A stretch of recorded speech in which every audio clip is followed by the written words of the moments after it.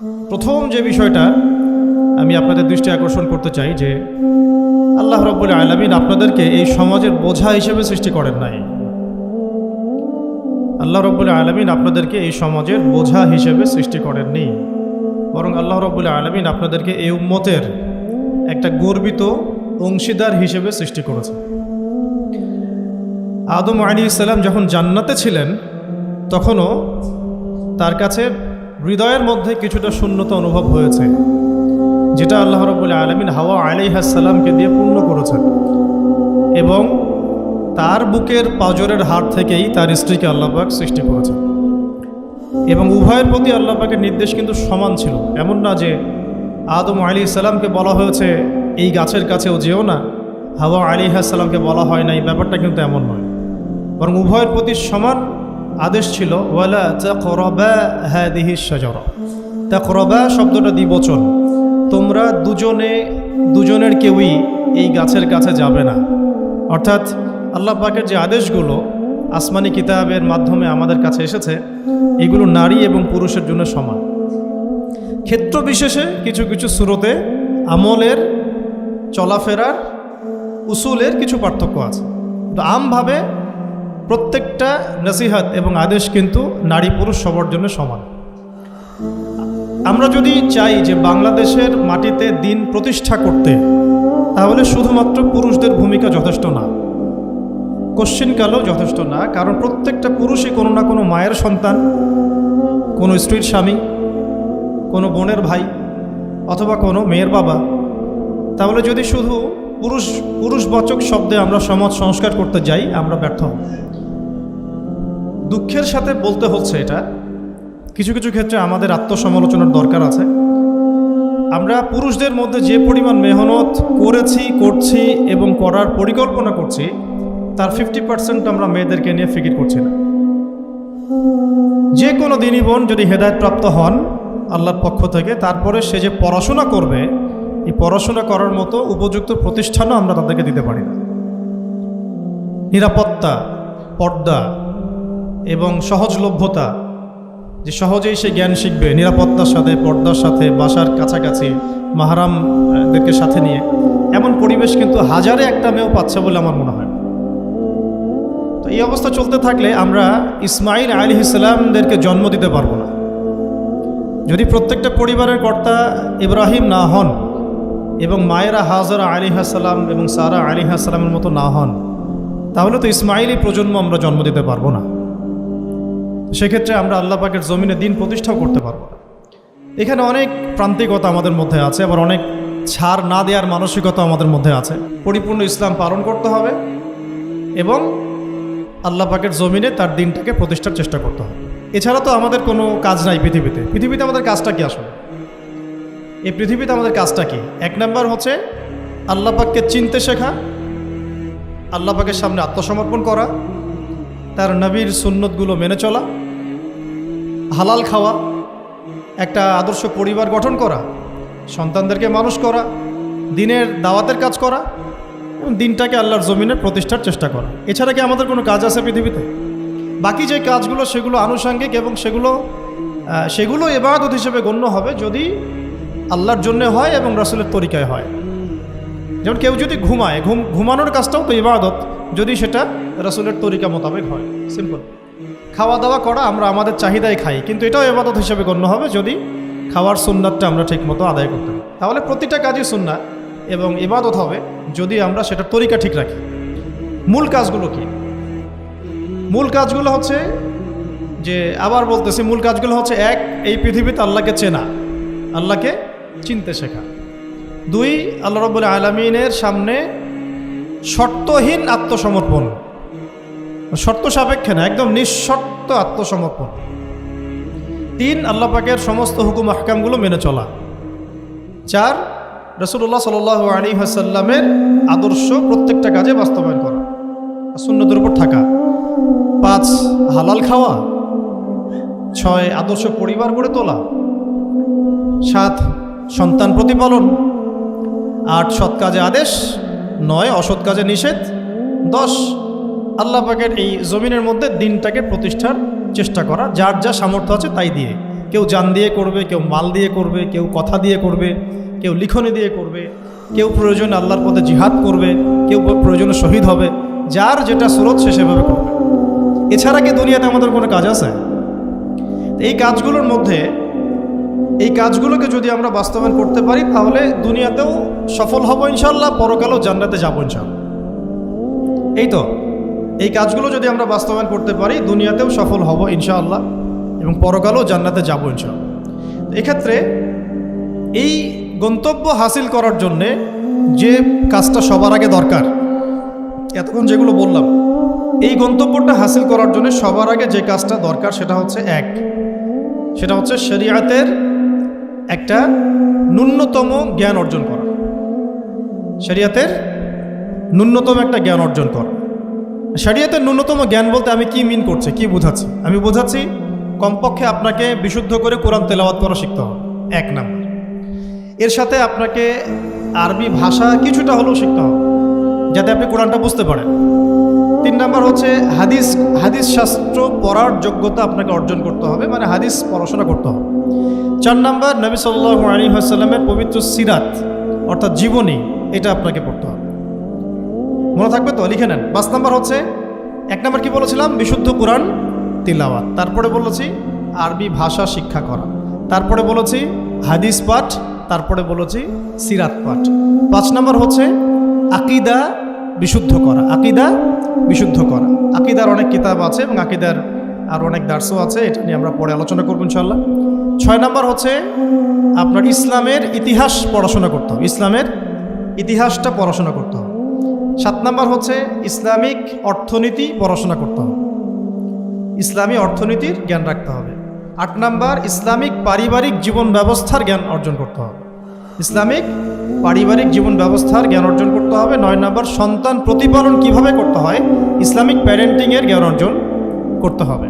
10 number হচ্ছে যে ফিকহের জ্ঞান অর্জন করা। ফিকহ মানে হচ্ছে তুলনামূলক যে মাসলা মাসাইলগুলো না জানলে আমরা আমল করতে পারবো না, এই মাসলা মাসাইলগুলো জেনে নেওয়া, যেটাকে আমরা বলি যে ফরজে আইনের জ্ঞান, ফরজে আইনের জ্ঞান। তাহলে এখানেও 10টা পয়েন্ট বের হয়ে আসলো, তাই না? তাহলে আমার সাথে একটু রিপিট করেন। প্রথমে বলেছি ইলম অর্জনের ক্ষেত্রে আপনাকে কোরআনের আগে কোরআন দিয়ে শুরু করতে হবে, মানে কোরআন যিনি তেলাওয়াত করতে পারেন না তিনি হতভাগা। মুসলিম পরিবারে জন্মগ্রহণ করেও যিনি কোরআন তেলাওয়াত করতে পারেন না, আমি মনে করি না এই পৃথিবীতে তার চেয়ে হতভাগা কেউ আছে, আমি মনে করি না। মানে কোরআনের সাথেই সম্পর্ক নাই, মানে আল্লাহর কিতাবই সে তেলাওয়াত করতে পারে না, তো সে এই পৃথিবীর সম্পদ নয় বরং বোঝা। আল্লাহ পাক আমাদের সবাইকে আল্লাহর কিতাব শেখার তৌফিক দান করেন। এক নাম্বার এখান থেকে শুরু হবে পড়াশোনা। আগেই একটা আদনান ভাইয়ের বই নিয়ে নিলাম, আগে একটা অমুক স্কলারের বই নিয়ে নিলাম, আগে একটা তমুক স্কলারের বই নিয়ে নিলাম, এভাবে পড়াশোনা শুরু করতে হয় না। পড়াশোনা শুরুটাই হবে আপনার কোরআন থেকে, সব বন্ধ, আগে কোরআন তেলাওয়াত থেকে শুরু করতে। তারপরে আপনি আরবি ভাষায় আসবেন, হাদিস পড়বেন, সিরাত পড়বেন, ইতিহাস পড়বেন, অর্থনীতি পড়বেন, আস্তে আস্তে পড়বেন। এভাবে ফিকহের জ্ঞান, আকীদার জ্ঞান, সন্তান প্রতিপালন, ইসলামিক এই জীবন ব্যবস্থা বা পারিবারিক জীবন ব্যবস্থার জ্ঞানগুলো অর্জন করা। তো ইনশাআল্লাহ আমরা এই জ্ঞানগুলো অর্জনের চেষ্টা করবো তো ইনশাআল্লাহ। এখন কঠিন প্রশ্ন হচ্ছে, এখন আমি তো বললাম একটা তাত্ত্বিক কথা বললাম, এখন আপনিও জানেন আমিও জানি, এইটা আপনি এখন কিভাবে করবেন, সম্ভব কিনা আপনার পক্ষে? কারণ এখানে অনেকেই, বেশিরভাগই হয়তো বা জেনারেল ব্যাকগ্রাউন্ডের মানুষ, যারা অনার্সে পড়েছেন, মাস্টার্স পড়েছেন বা এখন ফ্যামিলি লাইফে আছেন, কেউ কখনোই মাদ্রাসার দুয়ারেও যেতে পারেন নাই। তাহলে এখন যদি আপনি এগুলো শুরু করতে চান তাহলে আপনার সামনে অপশন কী আসলে? আপনি কি আবার শুরু থেকে মাদ্রাসায় ভর্তি হতে পারবেন? উত্তর হচ্ছে না। তাহলে সেকেন্ড অপশন হচ্ছে মাদ্রাসা ভিত্তিক যদি শর্ট কোর্স চালু করা হয়, সেই শর্ট কোর্সগুলো আপনাকে করতে হবে, এছাড়া তো কোনো অপশন নাই। 3 নাম্বার আরও প্রশ্ন আসবে, এটা কি আপনি অফলাইনে সব জায়গায় মুভ করে করতে পারবেন? উত্তর হচ্ছে না। যদি আপনার অফলাইনে আপনার সামনে কোনো সুযোগ থাকে তাহলে তো ভালো, যে আপনার বাসার পাশে একটা মাদ্রাসা আছে বা আপনার এলাকাতে একটা সুন্দর মাদ্রাসা আছে, এটা থাকলে তো আলহামদুলিল্লাহ এবং ভালো, আমরা চাই সেটাই হোক, কিন্তু সবার ক্ষেত্রে এটা পসিবল হয়ে ওঠে না। এই কারণে অনলাইনের কোর্সগুলোর দিকেও একটু ফোকাস করতে পারেন, যাতে ঘরে বসে পর্দার সাথে আপনি কোর্সগুলো করতে পারেন। 4 নাম্বার পয়েন্ট হচ্ছে এই কোর্সগুলো করলেই আবার সব শেখা যায় না, কারণ অনলাইনের কোর্সগুলো তো আপেক্ষিক, এগুলো সব সামনাসামনি বসে তো পড়ানো হয় না, এই কারণে ইফেক্টটা আসে না। এই যে সামনে বসে লেকচার দিচ্ছে, এটার যে ইম্প্যাক্ট, এটা অনলাইন লেকচার শোনার ইম্প্যাক্টটা সেম না কখনো। এই জন্য আমরা সবসময় বলি যে ওস্তাদদের সামনে গিয়ে দার্স নেওয়া আর কি। এই সুযোগটা তো সবাই সব মেয়ে পাচ্ছেন না, এই জন্য আমরা আপনাদের প্রতি আহ্বান করব এবং আমরাও উদ্যোগ নেওয়ার চেষ্টা করব যাতে প্রত্যেকটা বিভাগীয় শহরে অ্যাটলিস্ট প্রত্যেকটা বিভাগীয় শহরে মেয়েদের জন্য একটা স্বনামধন্য একটা আদর্শ দিনী মার্কাজ প্রতিষ্ঠা করা যায়, যেখানে অফলাইনে আমাদের দিনী বোনরা এসে সপ্তাহে 2 দিন 3 দিন দিন শিখবেন। এতে ইনশাল্লাহ 1 বছর অনলাইনে পড়ার চাইতে বেশি ফায়দা হবে ইনশাল্লাহ। কিন্তু এই কাজটা আমার একার পক্ষে করা সম্ভব না, ওনার একার পক্ষে করা সম্ভব না। উনি বললাম এটা নিয়ে আবার ঝগড়া করতে পারে, আমাদের উস্তাজার একার পক্ষে করা সম্ভব না, আমাদের প্রিয় উস্তাজার একার পক্ষে করা সম্ভব না, ঠিক আছে? তো এটা আবার আমাদের সবাইকেই হাত লাগাতে হবে। আমার কাছে এত অর্থ সম্পদ নাই, আমার কাছে কোনো জায়গা জমিও নাই, থাকলে আমরা আল্লাহর রাস্তা ফি সাবিলিল্লাহ দিয়ে দিতাম। যাদের কাছে আছে তারা এগিয়ে আসেন, প্রতিষ্ঠান গড়ে তোলেন, প্রত্যেকটা এলাকায় একটা করে মেয়েদের মার্কাজ গড়ে তোলেন। টিচারদেরকে আমরা ট্রেন করে দিব ইনশাআল্লাহ, সিলেবাস আমরা দিয়ে দিব ইনশাআল্লাহ, মুআল্লিমা আমরা পাঠাবো ইনশাআল্লাহ।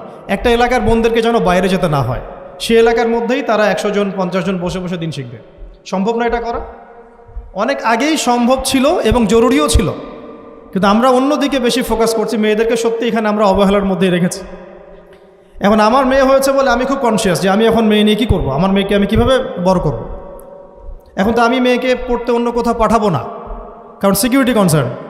আমি আমার মেয়েকে কোথাও মেসে থাকতে দিব না, সিকিউরিটি কনসার্ন, এবং আমাদের গায়রতের খেলাফ, ব্যক্তিত্বের খেলাফ। তাহলে আমার মেয়েকে পড়াশোনা করানোর জন্য আমাকেই প্রতিষ্ঠান গড়ে তুলতে হবে, এবং এমন প্রতিষ্ঠান যেখানে আমার মেয়ে দুনিয়াবি জ্ঞানও পাবে, পরকালের জ্ঞানও পাবে। তো এটা তো অ্যাভেলেবল না। তো অ্যাভেলেবল হবে কখন? যখন সবাই হাত লাগাবো। দেখেন, আমি একটা হাদিস মনে করে দিই আপনাদেরকে, এটা বলতে চাচ্ছিলাম না কিন্তু বলছি। নবী সাল্লাল্লাহু আলাইহি ওয়াসাল্লাম একদিন ঈদের খুতবা দিচ্ছিলেন, এবং ওই খুতবাতে তিনি বলেছিলেন যে, হে মুসলিম নারীগণ, আমি জাহান্নামে দেখে এসেছি যে তোমাদের সংখ্যা বেশি। মুসলিম নারীগণের সংখ্যা বেশি এটাও হাদিসের সঠিক ফাহাম না, মানে পুরো এই উম্মতের মধ্যে নারীদের একটা বড় অংশ জাহান্নামে যাবে এই উম্মতের মধ্যে। তো তোমরা বেশি বেশি সাদাকা করো, তোমরা বেশি বেশি সদকা করো, একটা খেজুরের টুকরা দান করে হলেও জাহান্নাম থেকে বাঁচো। তো এটা বলার পরে বেলাল রাদিয়াল্লাহু আনহু একদিক থেকে আরেক দিক হাঁটছিলেন, সাথে একটা কাপড় ছিল। নারীরা তাদের কেউ গলার হার, কানের দুল, হাতের চুড়ি, এগুলো সোনার সব খুলে খুলে দান করছিলেন। মেয়েদেরকে সাদাকার মধ্য দিয়ে জাহান্নাম থেকে বাঁচতে হবে, সদকা করার মধ্য দিয়ে মেয়েদেরকে জাহান্নাম থেকে বাঁচতে হবে। আজকে যদি আপনি একটা প্রতিষ্ঠান গড়ে দিয়ে যেতে পারেন, এটা যদি আরও 50 বছর সাস্টেইন করে, এই 50 বছর এখানে যত মানুষ দিন শিখবে, সমস্ত মানুষের ইলমের নেকি আপনি পাবেন। কিন্তু আমরা কিন্তু সবাই ব্যক্তি স্বার্থ নিয়ে চিন্তা করি, আর দুনিয়ার স্বার্থটাকে বেশি প্রাধান্য দিই। আমার 500 জায়গা আমি দিয়ে দিব, আপনি দিচ্ছেন না, বরং আপনি পরকালের জান্নাতের একটা জায়গা আপনি সার্টিফাইড করছেন। কে জানে, হয়তো এই ওসিলায় আপনার জান্নাতের ফয়সালা হয়ে যেতে পারে। কেউ 10% জমির মধ্যে একটা মসজিদ করেছে, হতে পারে এই মসজিদের ওসিলায় আল্লাহ পাক তাকে জান্নাত দিতেও পারেন। কেউ একটা মাদ্রাসা প্রতিষ্ঠা করেছে, এখানে হাজার হাজার স্টুডেন্ট পড়াশোনা করছে, কে জানে হয়তো এই ওসিলায় আল্লাহ পাক তাকে পরকালে জান্নাত দিতে পারে। তো সাদাকা, এগিয়ে আসা এবং শিক্ষা খাতে নিজেদের জানমাল, অর্থ সম্পদকে ব্যয় করা আমাদের একার পক্ষে এখন আর এগুলো সম্ভব না। হ্যাঁ, যদি আমার কাছে রাষ্ট্রীয় কোনো ক্ষমতা থাকতো বা শিক্ষা বিভাগের কোনো ক্ষমতা থাকতো, তাহলে প্রত্যেকটা মসজিদ ভিত্তিক আমরা মেয়েদের আলাদা শিক্ষার ব্যবস্থা করতাম। মসজিদ ভিত্তিক, প্রতিষ্ঠানের প্রয়োজনই নাই, মসজিদের মধ্যে একটা আলাদা কর্নার করে ফেলা যায়, মেয়েদের জন্য স্বতন্ত্র, এখানে কোনো পুরুষের এন্ট্রেন্সই থাকবে না। মেয়ে শিক্ষিকা, মেয়ে ভলান্টিয়ার সবই মেয়ে, এবং ওস্তাদদেরকে দিয়ে এখানে ফরজে আইন থেকে শুরু করে তাদেরকে একদম মৌলানা পর্যন্ত পড়ানো সম্ভব। উদ্যোগ নেওয়া হয় নাই বিগত 30 বছর 40 বছর। তো ইলম অর্জনের পথে আবার এরকম প্রতিবন্ধকতা আসবে, সেগুলোকে ফেস করার বা সেগুলো সলভ করার জন্য আমাদেরকে কিন্তু ফিকির করতে হবে। আর এই ফিকিরটা 1-2 মানুষের কাঁধে চাপিয়ে দিয়ে আপনি কিন্তু দায়মুক্ত হতে পারবেন না। যেমন আজকে সেমিনার এখানে করেছি, আপনারা চাইলে কিন্তু এই ধরনের সেমিনার আপনাদের এলাকাতেও করতে পারেন, সেখানে গেস্ট হিসেবে তাদেরকে ডাকতে পারেন। দাওয়াতের মেহনত শুরু হয়ে গেল। যদি বসে থাকেন যে প্রত্যেক 2 মাস পর পর ওস্তাদারা আয়োজন করবেন এবং আমরা যাব, তো এটা তো তখন এককেন্দ্রিক কাজ হয়ে গেল, তার রেজাল্টটা কিন্তু সামান্য রেজাল্ট পাবেন আপনি। আর যদি সবাই হাত লাগান, রেজাল্টটা বেশি হবে। তা আমি আপনাদেরকে উদ্বুদ্ধ করতে চাই যে দিনের পথে আপনারা দাওয়াতের মেহনতে নেমে আসেন, এমনকি দিন প্রতিষ্ঠার সংগ্রামে আমাদের পাশে দাঁড়ান। কিন্তু এর আগে যোগ্যতা অর্জন করেন, যোগ্যতাটা ইলমি যোগ্যতা। আল্লাহ পাক আপনাদেরকে বোঝার তৌফিক দান করেন।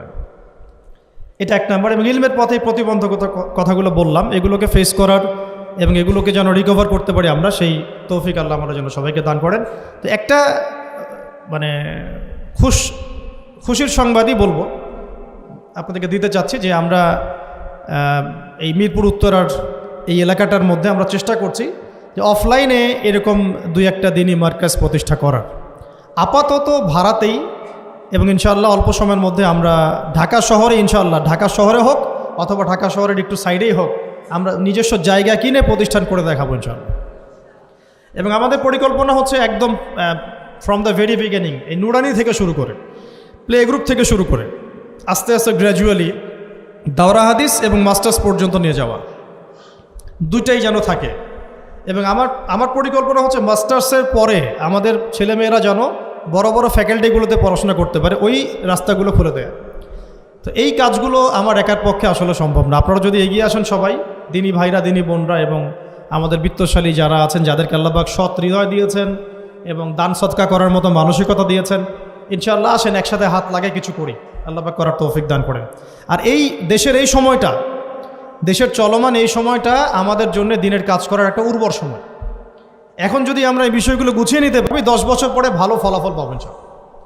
আমার মেয়ের বয়স আজকে থেকে 10 বছর পরে হবে 11 বছর। তো 11 বছর বয়সে আমি আয়েশাকে কোথায় দেখতে চাই, মারিয়ামকে কোথায় দেখতে চাই, ঠিক আছে, আমি আমার মেয়ে খাদিজাকে কোথায় দেখতে চাই, এটা আমাকে এখন থেকে ফিকির করতে হবে। রেডিমেড কিছুই পাবেন না, এই যুগ রেডিমেড আপনাকে কিছু দিবেই না। যদি মনে করেন একটা স্কুল প্রতিষ্ঠান চাচ্ছে রেডিমেড, যেখানে বাচ্চাকে ঢুকাবো ওকে আলেমা বানিয়ে বের করে দিবে, এমন কোনো প্রতিষ্ঠান আপনি পাবেন না। রেডিমেড কিছু হয় না, নিজের অনেক কন্ট্রিবিউশন লাগে এখানে। শুধু প্রতিষ্ঠান, শুধু কিতাব কখনোই একজন ব্যক্তির ভবিষ্যৎ গড়তে পারবে না। শুধু প্রতিষ্ঠান, শুধু কিতাব পারবে না। তো অনেক গভীরে চলে যাচ্ছি, মূল কথাটা আশা করি বোঝাতে পেরেছি। ইলম যেমন অর্জনও করতে হবে, ইলম মানুষের কাছে সহজলভ্য করার প্ল্যাটফর্মও তৈরি করতে হবে। আল্লাহ পাক আপনাদের সবাইকে এগিয়ে আসার তৌফিক দান করেন, আমিন। আসেন শুরু করি, আমরা শুরু করি ইনশাআল্লাহ। আল্লাহ পাকের কাছে তারাই বেশি মাকবুল, তারা বেশি সম্মানিত যারা প্রথমে শুরু করে। যদি আমরা এরকম 5টা প্রতিষ্ঠান করে ফেলি ঢাকায়, তখন দেখবেন দিনী বোনের অভাব নাই, অনেক হাজার হাজার বোন আসছেন সেমিনারে। কিন্তু তারা আসছেন কখন? যখন এটা রেডি হয়ে গেছে তখন। আর আপনারা এসেছেন কখন? যখন কিছুই ছিল না তখন। তো এটা লা ইয়াজতামিআন, এটা কখনো সমান হবে না। তো আল্লাহ পাক আমাদেরকে অগ্রজ হওয়ার তৌফিক দান করে নেন। তো ইলমের সাথে 2 নম্বর যে পয়েন্টটা নোট আউট করবেন সেটা হচ্ছে বেশি বেশি আমল করা। আমলবিহীন ইলমের কোনো মূল্য নাই, আমলবিহীন ইলমের কোনো মূল্য নাই। এখন আমল করাটা কি খুব কঠিন? আমি আপনাদেরকে আমার ওস্তাদের একটা কথা বলি।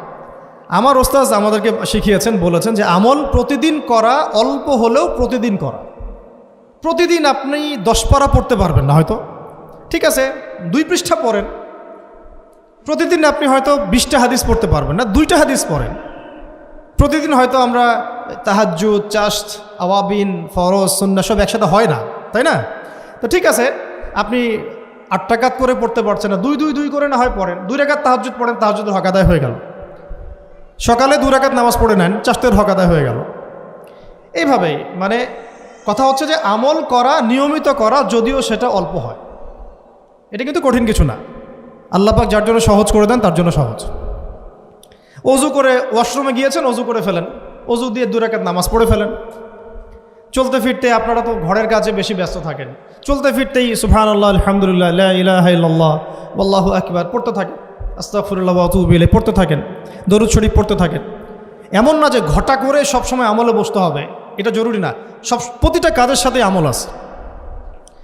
তো সবচেয়ে ইম্পর্টেন্ট আমলগুলো হচ্ছে নামাজ, ফরজ নামাজটুকু, এর সাথে আমি বলবো কোরআন তেলাওয়াত, তাহাজ্জুদ, এর সাথে বলবো যে আদব রক্ষা করা, আখলাক ঠিক রাখা। আদব রক্ষা করা, আখলাক ঠিক রাখা।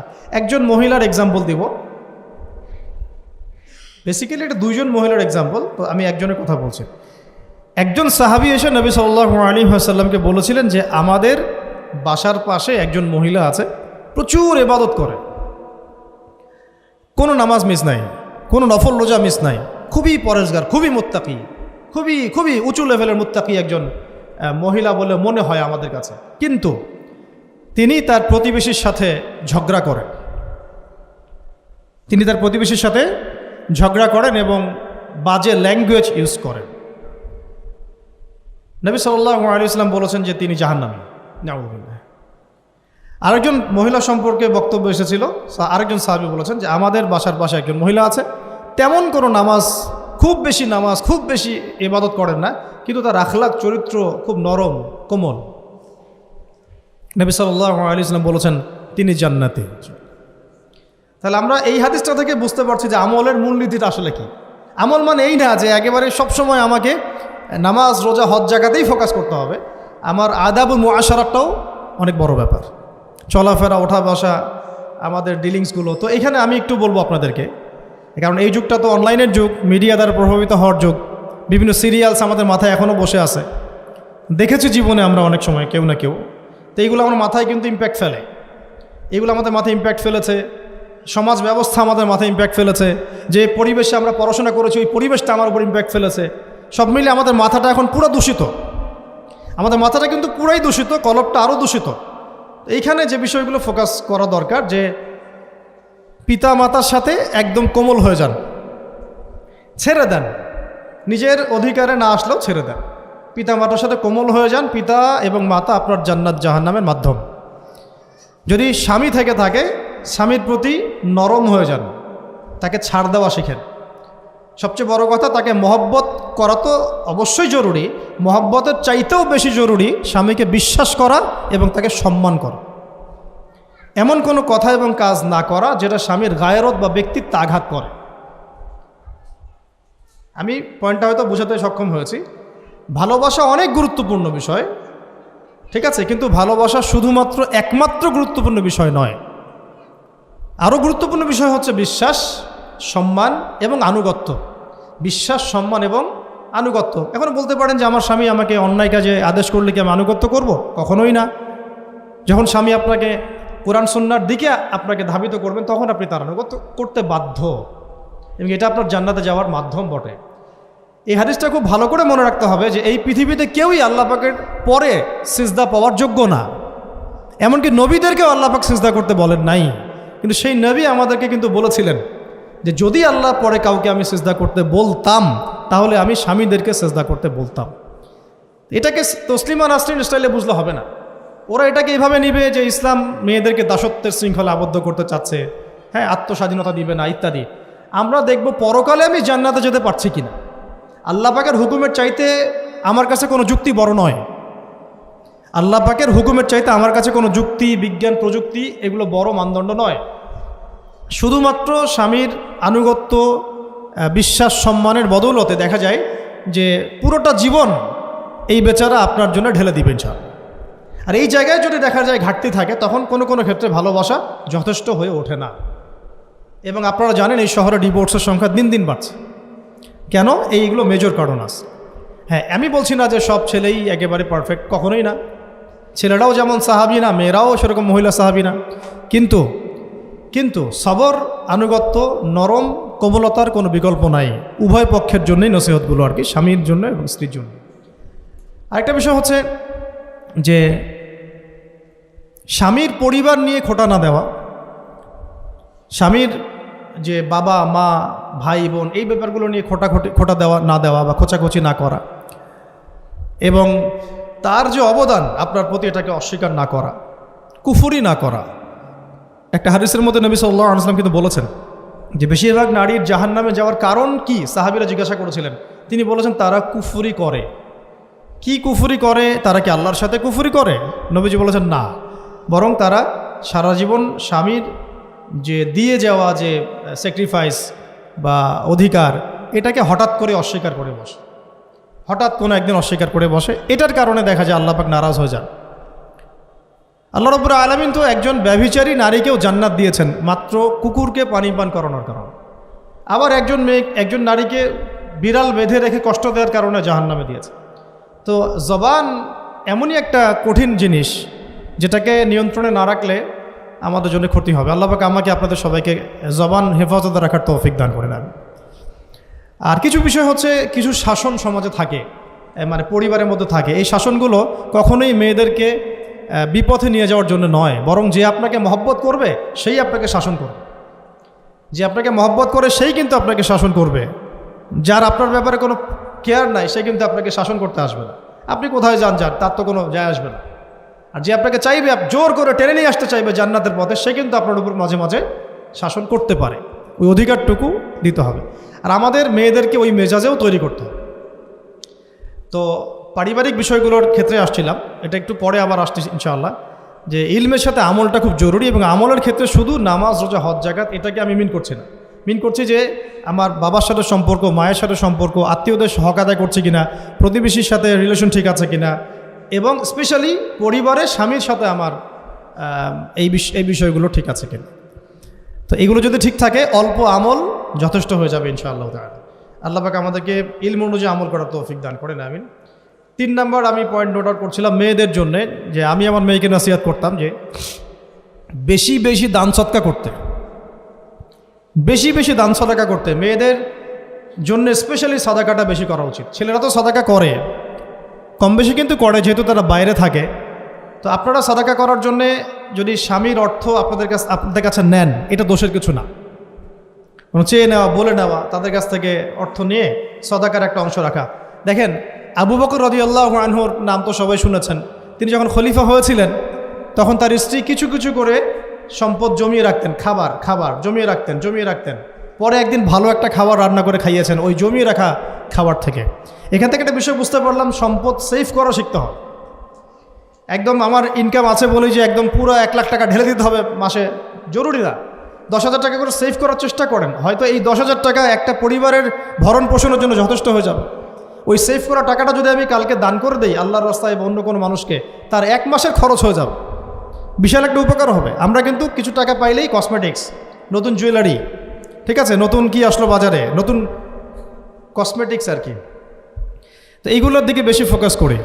তো এখান থেকে টাকা একটু জমিয়ে আমরা যদি আল্লাহর পথে ব্যয় করার চিন্তা করি, পরিবারে বরকত আসবে। এই জন্য সম্পদকে মূল্যায়ন করা, রিজিক আল্লাহ পাক দিয়েছেন বলেই সব যে ঢেলে দিতে হবে, এটা ভালো না, এই কাজটা ঠিক না। আল্লাহ পাক আজকে আপনাকে হয়তো 1 কোটি টাকা দিয়েছেন, কালকে আল্লাহ না করুক 1000 টাকার জন্য মানুষের কাছে হাত পাততে বাধ্য করতে পারেন আল্লাহ পাক। এমনও কিন্তু দিন আসতে পারে, দিন সবসময় সমান থাকে না। আজকে আপনার কাছে 1 কোটি টাকা আছে, কিছু মনে হচ্ছে না, কালকে কে জানে, আল্লাহ না করুক যে 1000 টাকা কারো কাছে চাইতে হচ্ছে, 1000 টাকার জন্য ঠেকে গেছে, হতে পারে না। তো রিজিককে মানুষ তাজিম না করলে রিজিক দূরে চলে যায়। দুটো বিষয় খেয়াল রাখবেন, দুটো বিষয়। এক হচ্ছে মাঝে মাঝে মনের মধ্যে কিছু আমল করার ইচ্ছা আসে না, মনে হলো যে আচ্ছা একটু 10টা আয়াত পড়ি, মনে আসে না মাঝে মাঝে, এমন মনে হয় না? ওই সময় এই যে মনের মধ্যে যে এই ইরাদাটা জাগ্রত হওয়া, এটাকে আমরা বলি ওয়ারিদ। অন্য ভাষায় আপনি বলতে পারেন মেহমান। কি বলতে পারেন? এটা আল্লাহর পক্ষ থেকে আপনার কলবের মধ্যে মেহমান হিসেবে এসেছে। এখন আপনি যদি আমলটা করেন, সেই মেহমান বারবার আপনার কলবে আসবে। যদি আপনি ওই সময় আমলটা না করেন, মেহমান চলে যাবে, মেহমান অসম্মানিত হলে পরে আর আসবে না। একইভাবে রিজিক আল্লাহ পাক দিয়েছেন, এর তাজিম যদি করতে পারেন রিজিক বেশি আসবে। রিজিকের তাজিম সম্মান করতে না পারলে রিজিক আসবে না, বেশি কমে যাবে। উসমান রাদিয়াল্লাহু আনহু সবচেয়ে ধনী ছিলেন না? কেন জানেন? কেন? এটা কি জানেন কেন ধনী ছিলেন? একে তো তিনি প্রচুর দান সদকা করতেন, এটা তো আপনারা জানেনই। আরেকটা জিনিস অনেকে জানে না, তিনি উটের পিঠে বসেছিলেন, কিছু একটা খাচ্ছিলেন, এই 2-1টা দানা পড়ে গেছে নিচে। উটের পিঠ থেকে নেমেছেন, নেমে সেই দানা উঠিয়েছেন, পরিষ্কার করেছেন, ধুয়েছেন, আবার খেয়েছেন। তার এই 2-4টা দানার কোনো কিন্তু মানে পরোয়া না করলেও চলে, তার প্রচুর অর্থ সম্পদ আছে।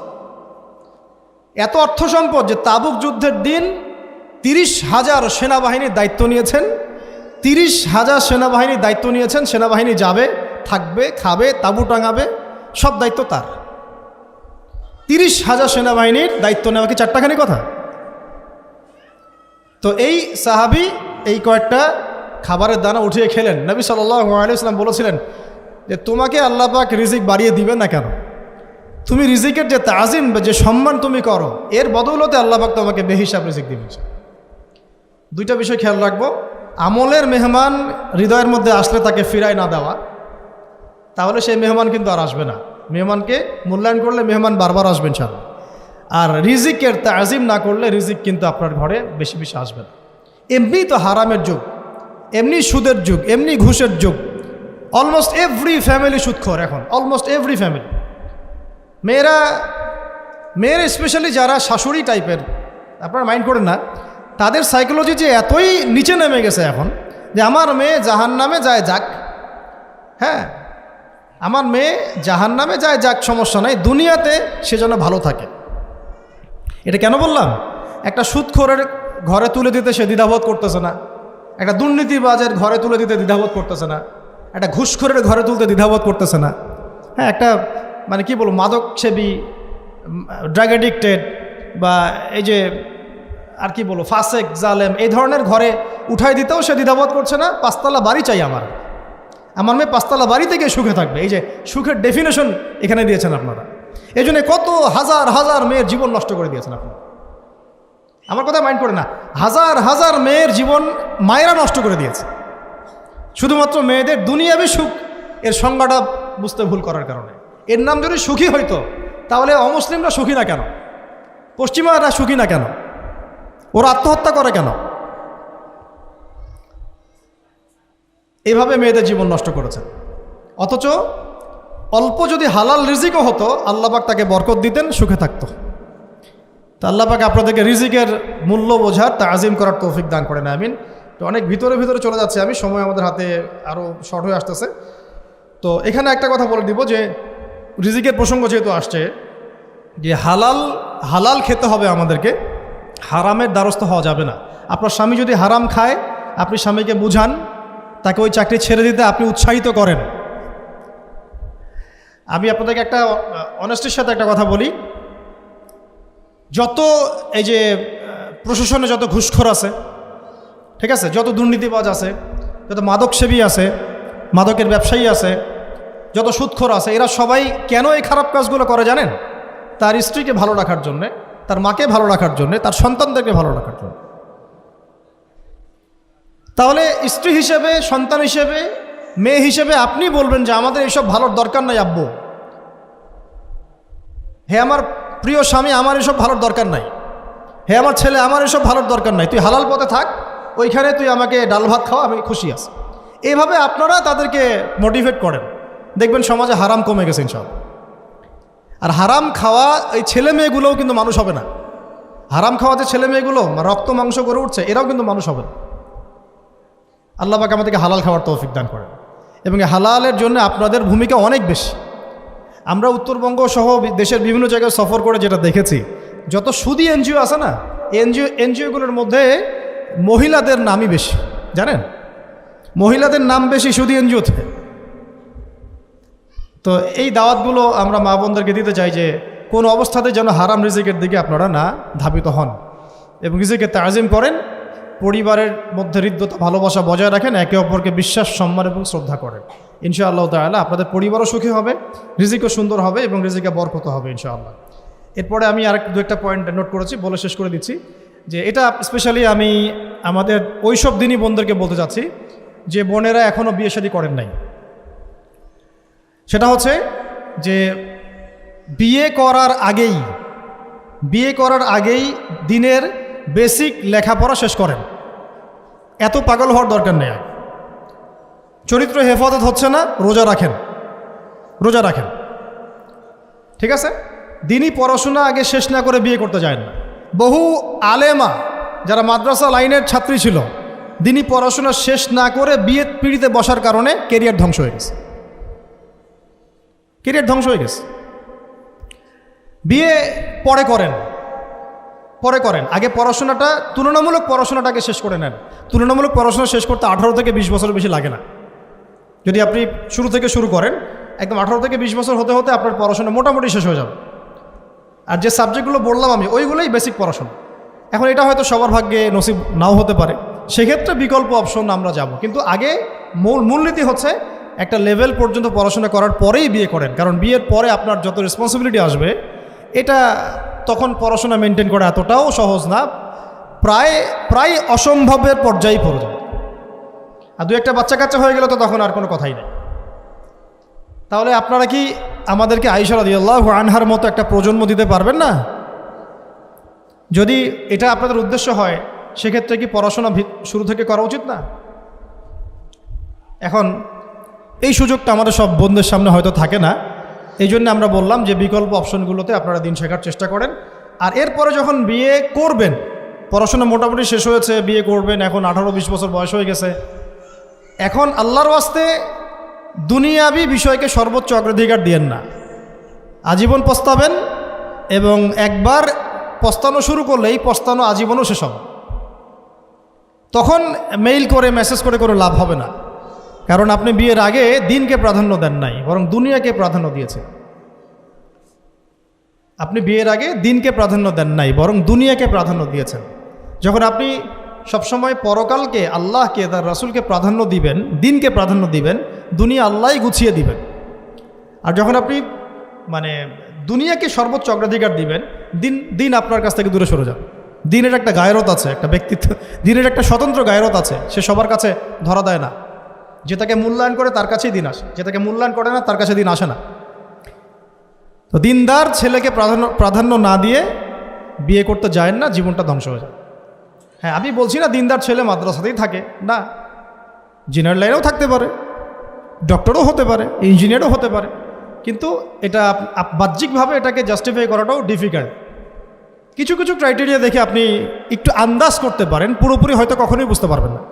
সেটা হচ্ছে দিনের প্রতি তার ফিকির কেমন, দিন নিয়ে তার কাজ কেমন, তার লাইফস্টাইল কেমন, তার পরিবার কেমন, কোন পরিবেশে সে বড় হয়ে উঠেছে, তার একাডেমিক্যাল সার্টিফিকেট কেমন, তারপরে তার দাওয়াতের মেহনতে অ্যাক্টিভিটিস আছে কিনা, বা ব্যবসা হালাল কিনা, বা চাকরিটা হালাল কিনা, নামাজ ঠিক আছে কিনা, তার মধ্যে সুন্নাহ আছে কিনা, এগুলো কিছু কিছু বাহ্যিক সাইন যেগুলো দেখে আমরা একটা আইডিয়া নিতে পারি। তারপরে বলবো যে এখানে 100% আপনি এনশিওর হতে পারবেন না, ওইটা আল্লাহ পাকের হাতে। তো ওইটাও যদি এনশিওর করতে চান তাহলে কি করতে হবে? তাহলে নিজেকে দিনদার হতে হবে। আমি নিজে যদি ভালো দিনদার হই তাহলে ইনশাআল্লাহ আল্লাহ পাক আমাকে দিনদার স্ত্রী দিবেন।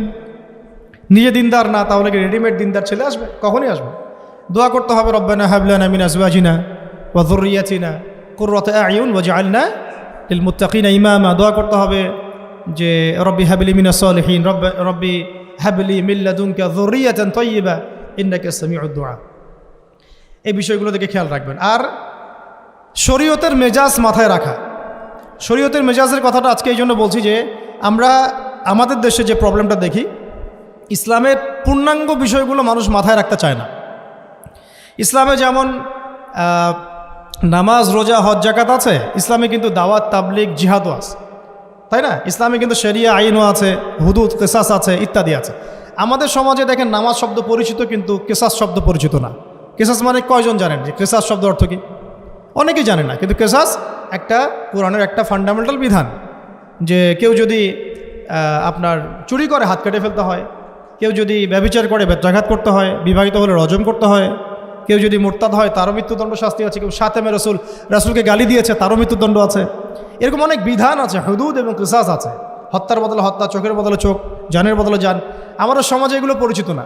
নামাজ পরিচিত, কিন্তু তাসবিহ তাহলিল পরিচিত, ঠিক আছে? এরকমই সমাজেও বহু বিবাহ এটা অপরিচিত। হ্যাঁ, আপনি একটা বিয়ে করে বাইরে 4টা 5টা 6টা মেয়ের সাথে খারাপ সম্পর্ক করলে সমাজ এটাকে প্রমোট করে, এটাকে কাছে আসার গল্প নাম দেয় আর কি। কিন্তু একটা মেয়ের পুরো জীবনের রেসপন্সিবিলিটি আপনি নেবেন হালালভাবে, তখন সমাজ আপনাকে বাঁকা চোখে দেখবে, বিতর্কিত করবে। তো আমরা এখনও ওই ইসলামের ওই মেজাজে যাইতে পারি নাই। আমার মেয়েকে বড় করার সময় এটা তার মাথায় ছোট থেকে দেওয়া উচিত যে হ্যাঁ, ইসলামে কিন্তু বহু বিবাহের ব্যাপারও আছে, ওকে ওইভাবেই ওই মেজাজেই বড় করা উচিত। এখানে আরেকটা প্রশ্ন আসতে পারে যে এটা তো ঐচ্ছিক। অবশ্যই ঐচ্ছিক, কেউ চাইলে করতে পারে, কেউ চাইলে নাও করতে পারে, সবার উপর এটা ফরজ না, কখনোই না। এবং এটাকে আমরা বড় স্কেলে এটাই সুন্নত এটাও বলতে পারবো না। ওইটা একটা নির্দিষ্ট প্রেক্ষাপটে অ্যাপ্লাই করার বিষয় ছিল। যেমন উহুদের যুদ্ধ হয়ে গেছে, অনেক মেয়ে এতিম হয়ে গেছে, এখন এই মেয়েগুলোর দায়িত্ব কে নেবে? বহু বিবাহের ব্যাপারটাতে আসলো তখন সূরা নিসার আয়াত যে তোমরা এখন পছন্দ হলে মাসনা সুলাসা রুবা করতে পারো। এটা কাউকে ফরজ করা হয় নাই, কারো উপরে ফরজ করা হয় নাই। যার সামর্থ্য আছে তোমরা করতে পারো, খালাস। ওই মেয়েগুলোর দায়িত্ব নিয়ে নেওয়া হলো রাষ্ট্রীয়ভাবে, এবং তারা সম্ভ্রম পেল, সম্মান পেল, গার্ডিয়ানশিপ পেল, তাদের সমস্ত অধিকার ফিরে পেল। এটা ইসলামের একটা বিধান আছে। একেবারে এটাকে বাদ দিয়ে এটাকে অস্বীকার করা, কুফরি করলে কিন্তু কোরআনের সাথে আপনার কুফরি হয়ে যাবে।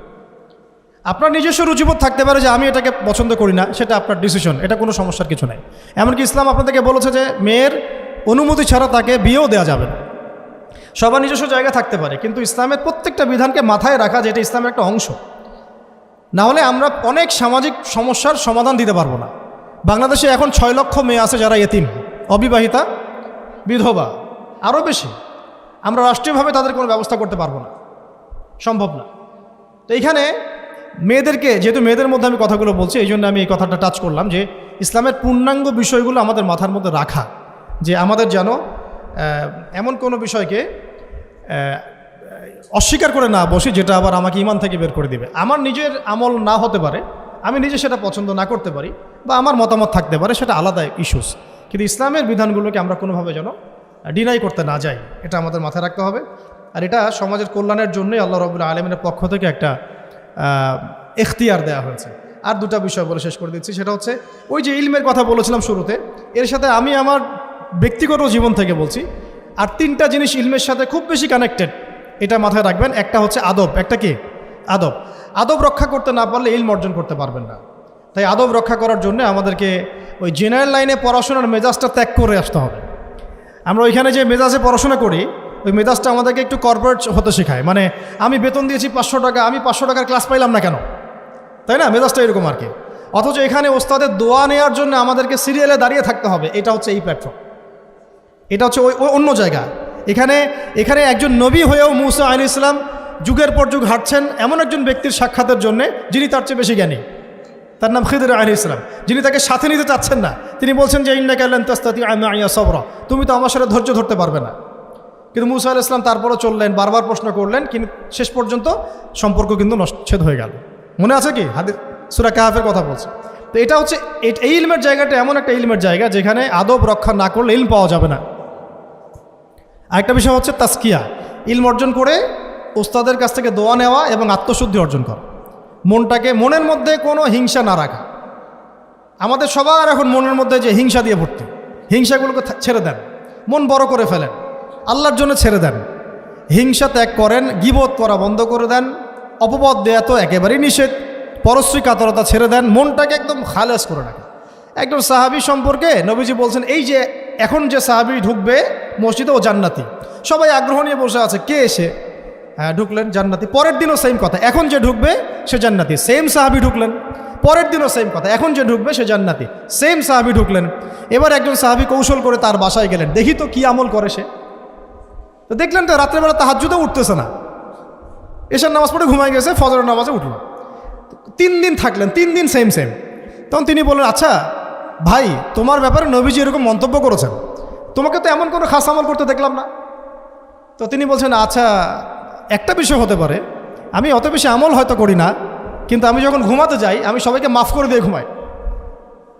মন ফ্রেশ, মনটা থেকে সব বের করে দেওয়া, এটা তাসকিয়া, এটা ইলমের সাথে সম্পৃক্ত। আল্লাহ পাক আমাদের সবাইকে এই বিষয়গুলো বোঝার তৌফিক দান করেন। আমি আর এরপরে আমি বলবো যে সন্তান প্রতিপালনে যত্নশীল হন, কারণ এরপরে তো আমাদের অ্যাসেট তারাই। এবং মেয়েদেরকে আমি বলবো যে আপনারা বেশি বেশি সন্তান নেবেন। কে শিখাইছে একটা বাচ্চা নিতে হবে, 2টা বাচ্চা নিতে হবে? এগুলো বোগাস কথাবার্তা পশ্চিমারা শিখাইছে। আর নবী সাল্লাল্লাহু আলাইহি ওয়াসাল্লাম কি বলেছেন?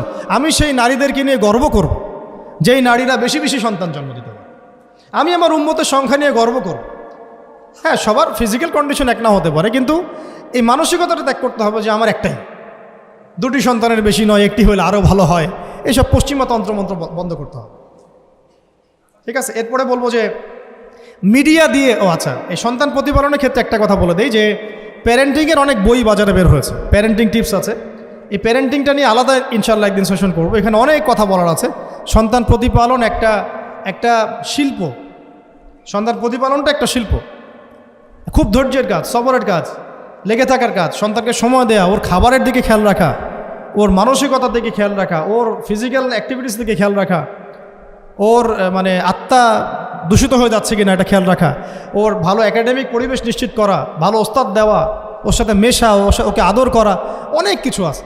এটা নিয়ে ইনশাল্লাহ আমরা একদিন আরেকটা সেশন করবো ইনশাল্লাহ। তো সে আমি বলবো যে প্রচলিত যে মিডিয়াগুলো, এই জি বাংলা, স্টার জলসা, এই যে পিছনে লেখা আছে যে অপসংস্কৃতি, এক কথায় বিজাতীয় অপসংস্কৃতি, এই মিডিয়াগুলো বাসা থেকে বন্ধ করে দেন। বাসায় থেকে টেলিভিশন ভেঙে ফেলে দেন একেবারে, টেলিভিশনের দরকার নেই বাসায়। অনলাইনে আমরাও কিছু কিছু ক্ষেত্রে আসলে আমরাও অনলাইনের মধ্যে ডুবে গেছি। আমি নিজেও ফিকির করছি, চেষ্টা করছি এখান থেকে বের হওয়ার জন্য, আপনারাও বের হন। মানে প্র্যাকটিক্যাল জীবনে আসেন, এটা একটা ভার্চুয়াল জগৎ। এখান থেকে আমরা যা দেখি এটা আমাদের মাথার মধ্যে প্রভাব বিস্তার করে। বহু সামাজিক ঘটনা এবং পারিবারিক অঘটন এই ফেসবুক ইউটিউব থেকে হচ্ছে। এই কন্টেন্টগুলো দেখা আমাদেরকে বন্ধ করতে, বাস্তবতার সাথে এগুলো কোনো সম্পর্ক নেই। আমাদের কিতাব পড়ার অভ্যাস বেশি করে বাড়াতে হবে, ওস্তাদদের সহবতে যাওয়া, আমল করা, কান্নাকাটি করা, দোয়া করা, ইস্তেগফার করা, আল্লাহর সাথে কানেকশন।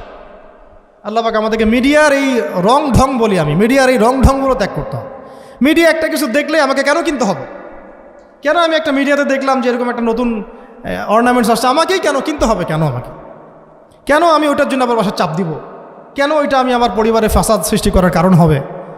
প্রয়োজন নাই। আর আমাদের মানে মাদ্রাসার মেয়েদেরকেও এসব থেকে দূরে রাখতে হবে, মিডিয়া থেকে দূরে রাখতে হবে। মানে সব মিডিয়া উপকারী না, বরং মিডিয়ার মধ্যে 99%ই ইসলামিক মিডিয়া না। যদি এটা হতো যে সব এর মধ্যে অ্যাটলিস্ট 10% ইসলামিক মিডিয়া, তাহলে বলতাম ওগুলো অ্যাটলিস্ট দেখেন। কিন্তু এখানে কিন্তু সেই সুযোগটাও পাচ্ছেন না। খুব কম মিডিয়া আমাদেরকে প্রকৃত বিষয়টা শেখায় এবং সত্যের কাছাকাছি নিয়ে আসে। বেশিরভাগ মিডিয়াই প্রতারণাপূর্ণ এবং কর্পোরেট সেকশন, এগুলো থেকে আল্লাহ পাক আমাদেরকে দূরে থাকার তৌফিক দান করেন এবং এই কালচারগুলো ছেড়ে দেন। হিন্দুদের কালচারের সাথে আমাদের কী সম্পর্ক? আমরা মুসলিম, আমরা মুহাম্মদ সাল্লাল্লাহু আলাইহি ওয়াসাল্লামের উম্মাহ। আমাদের সাথে মুশরিকদের কী সম্পর্ক? আমাদের সাথে ইহুদিদের কী সম্পর্ক? আমাদের সাথে খ্রিস্টানদের কী সম্পর্ক থাকতে পারে? আমরা কেন ওদের সংস্কৃতি গ্রহণ করি? কিসের জন্মদিন, কিসের মৃত্যু দিবস, হ্যাঁ কিসের এসব গায়ে হলুদ, কিসের এসব বৌভাত, এগুলো কি? এগুলোর সাথে আমাদের কি সম্পর্ক? আমাদের সাথে সম্পর্ক হচ্ছে হিজাবের, সালাতের, তাসবির, সিজদার, জায়নামাজের, আতরের, খুশবুর, মিসওয়াকের। আমাদের সাথে এগুলোর সম্পর্ক। আমাদের সাথে সম্পর্ক হিজাবের, আমাদের সাথে সম্পর্ক ইসলামিক ক্যালিগ্রাফির, ইসলামিক, আমাদের সাথে সম্পর্ক কোরআনের, হাদিসের, সিরাতের, লেখাপড়া, ইলমি পরিবেশের, তাসাউফের, এগুলো আমাদের কালচার। তো কালচার খুব ইম্পর্টেন্ট। কালচার থেকে দূরে সরে গেলে আমাদের আকীদা নষ্ট হয়ে যায়। আল্লাহ পাক আমাদেরকে আমাদের কালচার ধরে রাখার তৌফিক দান করেন। আর দুটো কথা হচ্ছে, হিজাবে কঠিন হন, হিজাব একটু কঠোর হয়ে যান। এটা নিয়ে হয়তো আলোচনা শুনেছেন আপনারা, আমি জানি না পয়েন্টটা এসেছিল কিনা। তো হিজাবে আরও অনেক কঠিন হতে হবে আমাদেরকে, আস্তে আস্তে আরও। একবারে তো হয়তো আপনারা সব কিছু শক্ত করে ধরতে পারবেন না, অ্যাটলিস্ট আপনার ধারাবাহিকতা বজায় রাখ। হিজাবে অনেক কঠিন হওয়ার চেষ্টা করি। আমাদের অনেক দিনই বোনকে আমরা একটু ক্যাজুয়াল দেখি হিজাবের ব্যাপারে, এটা থেকে আপনার বের হওয়ার তৌফিক দান করেন, আমিন। আর একটা মেয়েদেরকে একটা নসিহত করবো, স্পেশালি যে অল্পে তুষ্ট থাকেন, অল্পে তুষ্ট থাকেন, ইনশাল্লাহ জীবনে সুখী হয়ে যাবেন ইনশাল্লাহ। আর শেষ কথা হচ্ছে, আলেমা হওয়ার চেষ্টা করেন, আলেমা হওয়ার চেষ্টা করেন, দায়ী হওয়ার চেষ্টা করেন এবং মেয়েদের মধ্যে ব্যাপক দাওয়াতি কাজ করার চেষ্টা করেন। এইটা জীবনের লক্ষ্য উদ্দেশ্য বানায় নেন ইনশাল্লাহ। আপনার জীবনের লক্ষ্য যদি এমনই হয়, দেখবেন এমনই জীবন সঙ্গিনী আপনি পেয়েছেন যার জীবনের লক্ষ্য সেম, তখন দুজনে মিলে আপনি কাজ করতে পারবেন ইনশাল্লাহ। আমাদের এখন প্রচুর আলেমা দরকার, আমাদের প্রচুর দায়ী বোন দরকার, আমাদের মুআল্লিমা শিক্ষিকা বোন দরকার, ঠিক আছে? আমাদের প্রত্যেকটা ডিপার্টমেন্টে এরকম যোগ্যতা সম্পন্ন দিনী বোনদেরকে দরকার। তো এইটা তো আর